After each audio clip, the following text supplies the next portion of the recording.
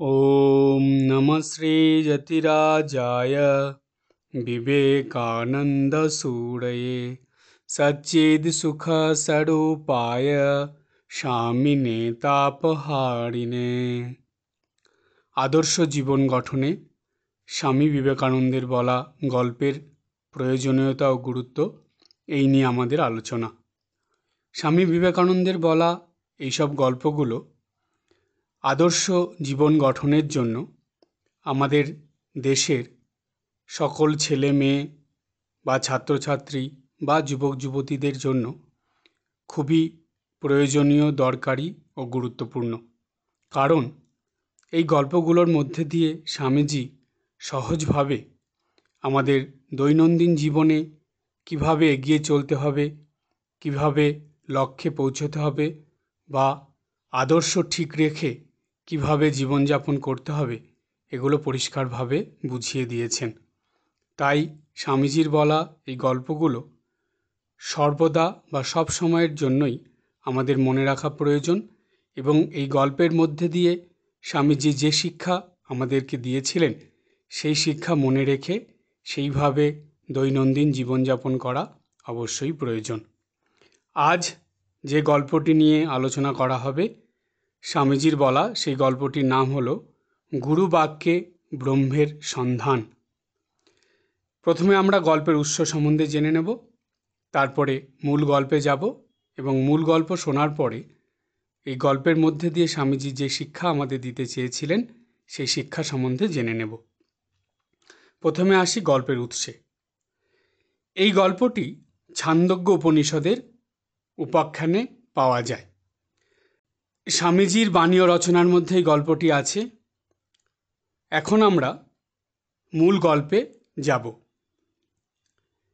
একবার এক দেবতা ও এক অসুর দুজনেই গিয়েছিল ব্রহ্মজ্ঞান লাভের জন্য এক ঋষির কাছে। সেই ঋষির কাছে গিয়ে তারা ঋষিকে যখন জানালো যে তারা ব্রহ্মজ্ঞান লাভ করতে চায়, তখন ঋষি সেই দেবতা এবং সেই অসুরটিকে বললেন যে তোমাদের দুজনকেই এখানে বাস করতে হবে। সুতরাং দেবতা এবং অসুর দুজনেই তারা সেই ঋষিকে গুরু বলে মেনে নিল এবং গুরু গৃহে বাস করে তারা দিন যাপন করতে লাগলো। গুরুগৃহের কাজ, শাস্ত্রপাঠ, গুরু সেবা এসব করেই তাদের দিন যাচ্ছিল। এইভাবে বহু বছর কেটে যাওয়ার পর একদিন গুরুদেব অর্থাৎ সেই ঋষি তার এই দুই শিষ্যকে অর্থাৎ দেবতা ও অসুরকে ডেকে বললেন যে তোমরা যে জ্ঞান অর্থাৎ যে ব্রহ্মজ্ঞান লাভ করার জন্য অর্থাৎ ব্রহ্মকে জানার জন্য যে শিক্ষা গ্রহণ করছিলে, আজ তোমাদের সেই শিক্ষা সম্পূর্ণ হলো। এই কথা বলে সেই ঋষি তাদেরকে বললেন যে তোমরা যা খুঁজছ বা তোমরা যাকে জানার জন্য এসেছ তোমরা নিজেরাই তাই, অর্থাৎ তুমিই ব্রহ্ম। এই কথা বলে সেই ঋষি তার দুই শিষ্যকে বললেন তোমাদের শিক্ষা শেষ হয়েছে, তোমরা গৃহে ফিরে যাও। তো গুরুদেবের কাছ থেকে এই কথা শুনে তার দুই শিষ্যের অর্থাৎ সেই দেবতা এবং সেই অসুরের আনন্দের সীমা রইল না। তারা খুব আনন্দের সঙ্গে বাড়ি ফিরে এলো। তারা দুজনেই মনে করল তাদের শিক্ষা শেষ হয়ে গেছে। তারা বাড়িতে এসে নিজেদের আত্মীয় স্বজনদের নিয়ে খুব আনন্দ করতে লাগলো এবং সবাইকে বলতে লাগলো আমরা যে জ্ঞান আরোহণের জন্য বা যে জ্ঞান লাভ করার জন্য গুরুগৃহে গিয়েছিলাম, গুরুদেব আমাদের সেই শিক্ষা দিয়ে বলেছেন যে তুমিই ব্রহ্ম, অর্থাৎ আমিই ব্রহ্ম। তাই আমার জ্ঞান লাভ শেষ হয়েছে, এসো আমরা সকলে মিলে আনন্দ করি। এই কথা শুনে তারা সবাই মিলে আনন্দ করতে লাগলো। এইভাবে বেশ কিছুদিন কেটে গেল। একদিন হঠাৎ করে সেই যে দেবতারূপী শিষ্য ছিলেন, সেই দেবতার বা সেই শিষ্যের মনে একটা প্রশ্ন জাগল। আচ্ছা, গুরুদেব বলেছেন আমি ব্রহ্ম, এ কথার মানে কি? অর্থাৎ এই শরীর তো ব্রহ্ম নয়, কারণ আমি মানে তো এই শরীরকে মনে করছি বা মনে করা হচ্ছে। তো এই শরীরের তো জন্ম আছে, মৃত্যু আছে, কিন্তু ব্রহ্মের তো জন্ম মৃত্যু কিছুই নেই। তাহলে এই শরীরটি তো ব্রহ্ম, এ কথা একেবারেই সত্য নয়। তো এই চিন্তা করতে লাগলেন সেই দেবতা, এবং চিন্তা করতে করতে কোনো উত্তর খুঁজে না পেয়ে তিনি ভাবলেন, তাহলে গুরুদেবের কাছে যাই, গুরুদেবকে গিয়ে জিজ্ঞেস করি, দেখি গুরুদেব কি বলেন। এই কথা ভেবে সেই দেবতা অর্থাৎ সেই ঋষির শিষ্য তিনি চলে গেলেন গুরুদেবের কাছে, সেই ঋষির কাছে গিয়ে ঋষিকে জিজ্ঞেস করলেন যে, আচ্ছা গুরুদেব, আপনি তো বললেন যে আমি ব্রহ্ম, কিন্তু আমি অর্থাৎ আমার এই শরীর, এটা তো ব্রহ্ম নয়। কেন? ব্রহ্মের তো জন্ম মৃত্যু নেই, এই শরীরের তো জন্ম মৃত্যু আছে। শরীর সৃষ্টি হয়েছে, ধীরে ধীরে নাশ হয়ে যাচ্ছে, অর্থাৎ বিনাশের পথে চলছে। তাহলে এটা ব্রহ্ম কি করে হয়? তার এই কথা শুনে সেই ঋষি বললেন যে, তুমি নিজেই এর বিচার করো, আরও গভীরভাবে ভাবো।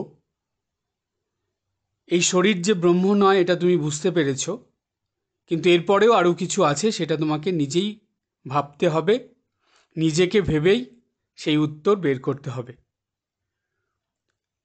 তো গুরুদেবের কাছ থেকে এই কথা শুনে সেই দেবতা আবার ফিরে আসলেন বাড়িতে, এসে আবার চিন্তা করছেন।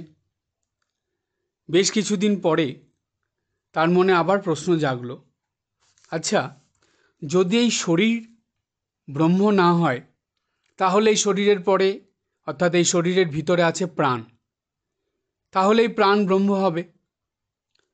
এই কথা ভাবছেন, ভাবতে ভাবতে হঠাৎ করে তার মনে হলো, না, প্রাণ কি করে ব্রহ্ম হবে? কেননা মানুষ যখন উপোস করে তখন তো তার প্রাণ নিস্তেজ হয়ে যায়, আবার আহার করলে সে সতেজ হয়ে ওঠে, খাওয়া দাওয়ার অভাবে প্রাণ নষ্ট হয়, আবার খাওয়া দাওয়া ঠিক করলে, সেবা যত্ন ঠিকভাবে পেলে প্রাণ সতেজ হয়। তা ব্রহ্মের তো এরকম কোনো পরিবর্তন হওয়ার কথা নয়, ব্রহ্ম তো এরকম নয়। ব্রহ্ম কি কখনো নিস্তেজ, কখনো সতেজ এরকম হয় নাকি? তাহলে প্রাণও তো ব্রহ্ম নয়, তাহলে ব্রহ্ম কি? অনেক ভেবে ভেবে যখন কোনো উত্তর পাচ্ছেন না, তখন সেই দেবতা আবার তার গুরুদেবের কাছে গেলেন। গুরুদেবের কাছে গিয়ে অর্থাৎ সেই ঋষির কাছে গিয়ে আবার জিজ্ঞেস করলেন, আচ্ছা গুরুদেব, এই শরীর ব্রহ্ম নয়, এই কথা তো প্রথমে জানলাম বা বুঝতেও পারলাম, পরে ভাবলাম শরীরের ভিতরে যে প্রাণ আছে সেটাই ব্রহ্ম, কিন্তু দেখলাম যে না, প্রাণও তো ব্রহ্ম নয়, প্রাণও নিস্তেজ হয়, সতেজ হয়, ব্রহ্মর তো এরকম কোনো পরিবর্তন হয় না, তাই প্রাণও ব্রহ্ম নয়, তাহলে ব্রহ্ম কি? তখন গুরুদেব তার শিষ্যের এই কথা শুনে হাসলেন, হেসে বললেন যে, হে বৎস, আরও গভীরে ভাবো, তুমি নিজেই এর উত্তর পাবে। তুমি বাড়ি ফিরে গিয়ে আরও গভীরে চিন্তা করার চেষ্টা করো। তো সেই দেবতা অর্থাৎ সেই শিষ্য গুরুদেবের কথা শুনে আবার বাড়ি ফিরে আসলেন, এসে আরও গভীরভাবে ভাবতে শুরু করলেন। ভাবতে ভাবতে তিনি ভাবছেন, এই শরীরও ব্রহ্ম নয়, এই প্রাণও ব্রহ্ম নয়, তাহলে তাহলে আমাদের যে চালনা করে, অর্থাৎ যার নির্দেশে আমরা সব কিছু করছি, যার কথা শুনে জন্মের থেকে আমরা চালিত হচ্ছি, সেই মন, এই মনকেই ব্রহ্ম বলা হয়, বা মনই হলো ব্রহ্ম।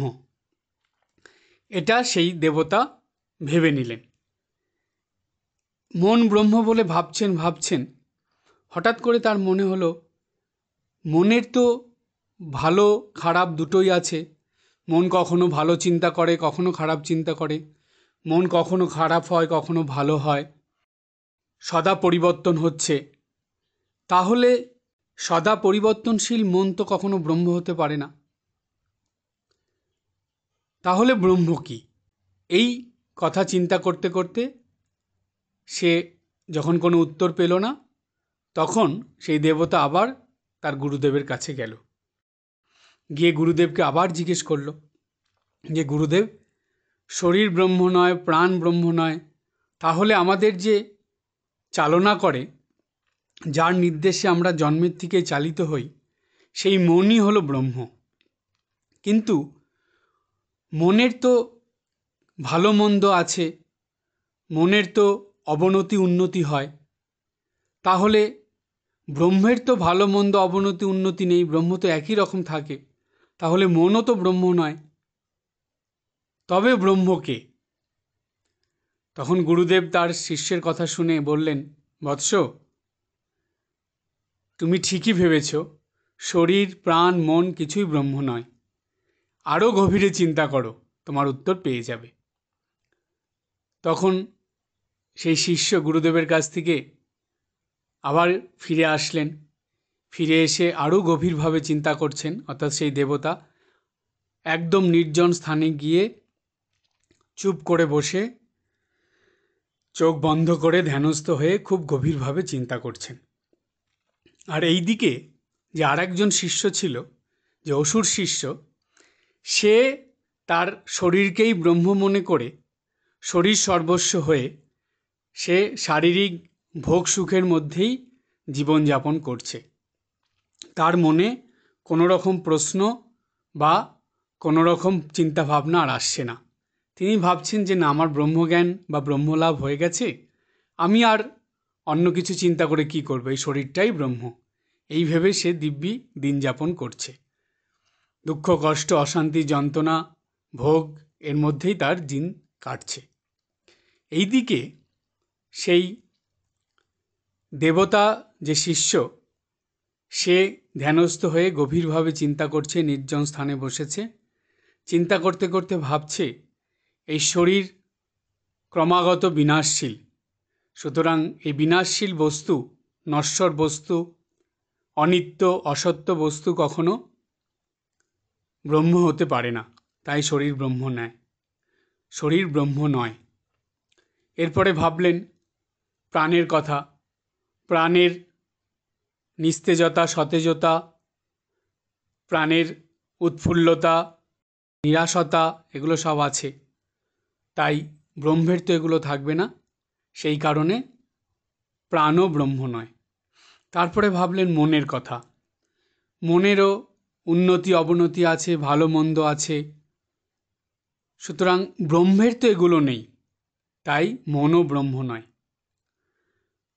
এরপরে তিনি ভাবলেন, তাহলে শরীর প্রাণ মন এই তিনটে যদি ব্রহ্ম না হয়, এর পরেও কি আছে? তখন ভাবতে ভাবতে তিনি উত্তর পেয়ে গেলেন যে এর পরেও একজন আছেন, যিনি সর্বদা আমাদের অন্তরে থেকে, আমাদের সব কিছুর সাক্ষী স্বরূপ থেকে আমাদেরকে চালিত করেন বা আমাদের জীবিত রাখেন, আমাদেরকে ক্রমাগত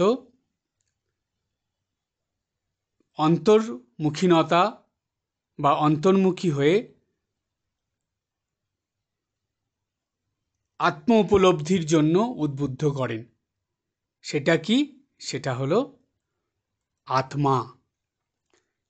এই যে আত্মা, এই আত্মাই হলো ব্রহ্ম। এটা সেই দেবতা যে শিষ্য ছিল, সে এটা উপলব্ধি করল। করার পর তারপরে যখন গিয়ে গুরুদেবকে বলল, অর্থাৎ সেই ঋষিকে বলল, সেই ঋষি তখন শুনে খুব খুশি হয়ে আশীর্বাদ করে তার সেই দেবতা যে শিষ্য, সেই শিষ্যকে বললেন, বৎস, তুমি ঠিক ঠিক জ্ঞান পেয়েছ বা জ্ঞান লাভ করতে পেরেছ, এটাই হলো ব্রহ্মজ্ঞান, এই হলো ব্রহ্মের অনুসন্ধান। অর্থাৎ আমাদের প্রত্যেকের ভিতর সেই আত্মা আছে, এই আত্মাই হলো ব্রহ্ম, এটাই হলো ব্রহ্মের স্বরূপ। তাই আত্মজ্ঞান মানেই হলো ব্রহ্মজ্ঞান। এই ছিল স্বামীজির গল্প। এখন আমরা এই গল্পের মধ্যে দিয়ে স্বামীজি কী শিক্ষা দিলেন সেই আলোচনার মধ্যে আসব। এই গল্পের মধ্যে দিয়ে স্বামীজি আমাদেরকে এই শিক্ষা দিলেন যে গুরুর কাছ থেকে দীক্ষা নেওয়ার পরে গুরুবাক্য পালন করে এবং গুরু নির্দেশিত পথে চলে ক্রমাগত সাধনা করলে আমাদের ঈশ্বর লাভ হবেই হবে। কিন্তু তার জন্য মনের গভীরে ঢুকতে হবে, অর্থাৎ ডুব দিতে হবে। ডুব না দিলে বা অন্তর্জগতে প্রবেশ না করলে কখনো ঈশ্বর লাভ, ঈশ্বর উপলব্ধি, আত্মজ্ঞান বা আত্ম উপলব্ধি সম্ভব নয়। মানুষ যতদিন এই অনিত্য অসত্য জগতে ভোগ সুখের মধ্যে আবদ্ধ থাকে, এই জাগতিক সব কিছুকে সত্য বলে মনে করে তার মধ্যেই জীবনযাপন করতে থাকে, ততদিন মানুষ আত্মজ্ঞান লাভ করতে পারে না। গুরুদেব এই অনিত্য অসুখকর ভোগ সর্বস্ব জগতের মধ্যে থেকেও কিভাবে সাধনা করে আত্মজ্ঞান লাভ করতে হবে বা ঈশ্বর উপলব্ধি করতে হবে, ঈশ্বর লাভ করতে হবে, সেই শিক্ষাই তার শিষ্যদেরকে দেন।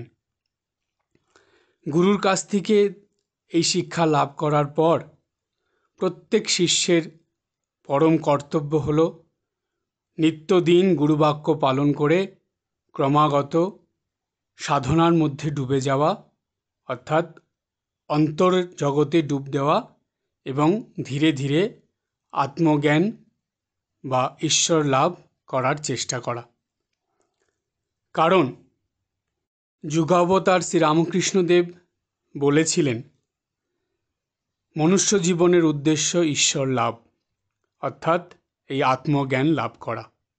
আর এই আত্মজ্ঞান লাভ করার জন্যই গুরুবাক্য পালন করা, গুরু নির্দেশিত পথে চলা এবং গুরুদেবের কথা মতন সাধনার মধ্যে ডুবে যাওয়া, আর নেতি নেতি বিচার করে শরীর, প্রাণ, মন এগুলো অনিত্য অসত্য, সদা পরিবর্তনশীল, তাই এগুলোর মধ্যে আটকে না থেকে আরও গভীরে যেতে হবে। সেই কারণেই নেতি নেতি, অর্থাৎ না এগুলো নয় এগুলো নয়, এইভাবে বিচার করে করে ধীরে ধীরে আত্মতত্ত্বে বা আত্মজ্ঞান লাভের পথে অগ্রসর হতে হবে এবং আত্মজ্ঞান লাভ করতে হবে। যতদিন না আত্মজ্ঞান লাভ হচ্ছে, যতদিন না ঈশ্বর লাভ হচ্ছে, ততদিন এই সাধনা থামিয়ে দিলে চলবে না, ক্রমাগত সাধনা করে যেতে হবে। তাই দীক্ষা নেওয়ার পর থেকে আমাদের জীবনের উদ্দেশ্য বা মূল উদ্দেশ্য হল দৈনন্দিন বা নিত্যদিনের এই জীবনযাপনের মধ্যে দিয়েই ক্রমাগত বহির্মুখী মনকে অন্তর্মুখী করা এবং অন্তর্জগতে ডুবে আত্মজ্ঞান লাভ করা বা ঈশ্বর উপলব্ধি করা। এই হলো মনুষ্য জীবনের উদ্দেশ্য বা গুরু নির্দেশিত আত্মজ্ঞান লাভের পথ। আজ এই পর্যন্ত। সবাই ভালো থাকবেন, হাসি খুশি আনন্দে থাকবেন। ওম জননীং শারদাম দেবীম রামকৃষ্ণম জগদ্গুরুম পাদপদ্মে তয়ো শ্রিত্বা প্রণমামি মুহুর্মুহুঃ।